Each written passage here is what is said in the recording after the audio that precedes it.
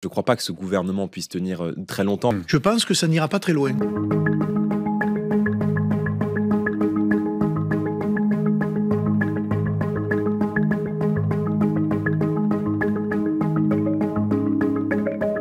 Si l'idée c'est d'augmenter les impôts de façon déguisée ou la TVA pour les Français, eh bien il nous trouvera face à lui. On ne supporterait pas effectivement qu'il y ait des hausses d'impôts. L'augmentation des impôts pour nous est une ligne rouge.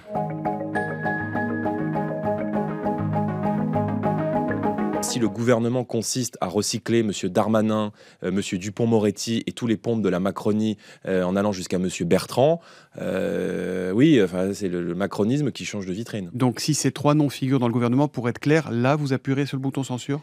Je dis que la censure ne sera pas uniquement celle du Premier ministre, elle sera celle du gouvernement. Ça veut dire que si M. Dupond-Moretti était maintenu au gouvernement, vous censurez le gouvernement ? Ce serait un signal délétère, ce serait un signal monstrueux. Enfin, dire, le bilan de M. Dupond-Moretti, qui a été l'artisan du laxisme, le propagandiste en fait, du laisser-faire, qui voulait sortir les délinquants de prison, etc. Oui, effectivement, le maintien de cette personne-là serait un signal qui nous conduirait à censurer le gouvernement. Et on a l'impression, quelquefois, de revoir des visages qu'on n'aimerait plus voir au gouvernement. Vous pensez à qui ?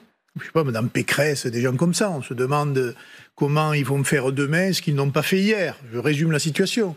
Donc on sera attentif à tout ça, mais il ne faudrait pas donner un mauvais signal à l'opinion qui veut du changement.